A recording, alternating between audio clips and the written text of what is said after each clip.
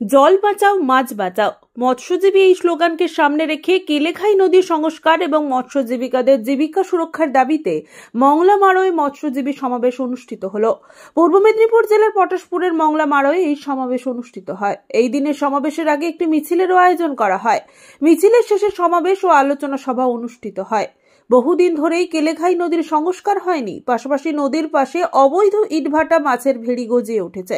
তার ফলে জল নিকাশির সমস্যা তৈরি হয়েছে। পূর্ব মেদিনীপুর মৎস্যজীবী ফোরামের যে দুটি শাখা সংগঠন আছে, ভগবানপুর 1 এবং পটাশপুর 1 ব্লক, এই দুই শাখা সংগঠনের পক্ষ থেকে আজকে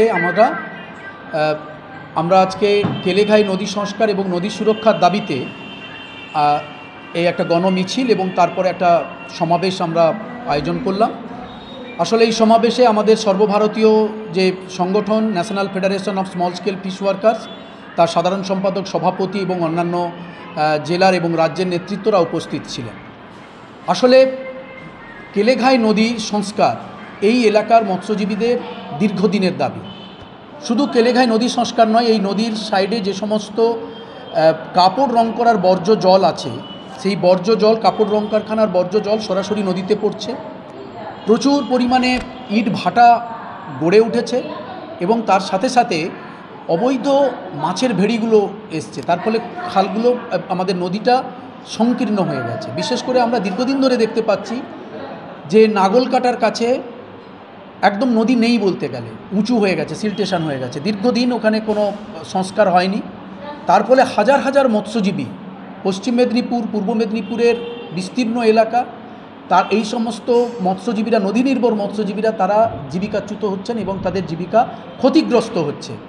তো আমরা আজকে কনভেনশন থেকে, আমাদের এই সমাবেশ থেকে আমরা সিদ্ধান্ত নিলাম, আগামী 2026 অবধি আমাদের একটা লাগাতার লড়াই চলবে। আগামী 26-এর যে সাধারণ আমাদের অ্যাসেম্বলি ইলেকশন হবে, বিধানসভা নির্বাচন হবে, সেই বিধানসভা নির্বাচনের প্রাক্কালে আমরা প্রত্যেকটি রাজনৈতিক দলের কাছে আমরা আবেদন জানাচ্ছি যে তারা যেন তাদের রাজনৈতিক ইস্তাহারে এবং তাদের যে রাজনৈতিক ইস্যু হবে, এলাকার সমস্যা যেগুলো আসবে, সেটা যেন কেলেঘাই নদী সংস্কার যেন তাদের কাছে প্রথম এবং প্রধান ইস্যু হয়।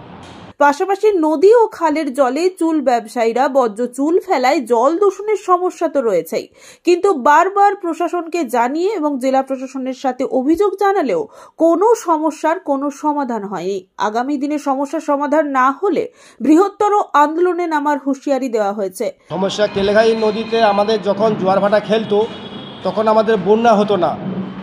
ইট ভাটা এবং মাছের ভেড়ি হওয়াতে আমাদের এখন প্রত্যেক বছর বন্যাতে ভুগছি। তাছাড়া ওই নদীতে জোয়ার ভাটা না খেলার জন্য উপরে যে জল, সেই জল জমা, ওর যে খাল, যে সুতি খালগুলো রয়েছে, ওর সংযুক্ত যে খালগুলো রয়েছে, সেই খালগুলোতে জল নিকাশি, জল যাতায়াত বন্ধ, যার জন্য আমরা গ্রামের জল বেরোতে পারছে না। এই হচ্ছে এই আর কচুরিপানা ভরে গেছে, মাছের চাষও হচ্ছে না। আর ওই 1.5 দিঘি টু উদবাদাল যে খাল, ওইটা আমাদের প্রধান খাল, ওইটা একবারে কেলেঘাই থেকে কালীনগর পর্যন্ত একসঙ্গে যুক্ত আছে। ওইটা আমাদের প্রধান জল নিকাশি। ওইটা যদি না হয় তাহলে পূর্ব মেদিনীপুর কোনোদিন বন্যা থেকে মুক্ত পাবে না। আর ওই খালের উপরে বজ্র চুল, কচুরিপানা এইসবে এমন হচ্ছে, যার জন্য আমরা বরাবর পূর্ব মেদিনীপুর বন্যার কবলে ভুগছি। এইটা দূর করার জন্য আমি আজকে জানাচ্ছি। ক্ষুদ্র মৎস্যজীবীদের জাতীয় মঞ্চের সভাপতি প্রদীপ চ্যাটার্জি, সাধারণ সম্পাদক সেবাস্টিয়ান রড্রিগো, পটাশপুর 1 নম্বর পঞ্চায়েত সমিতির মৎস্য কর্মাধ্যক্ষ, কর্মসূচির দায়িত্বে সংগঠনের সহ সভাপতি দ্বিজেন্দ্রনাথ সিং, পটাশপুর 1 নম্বর শাখা কমিটির সদস্যরা।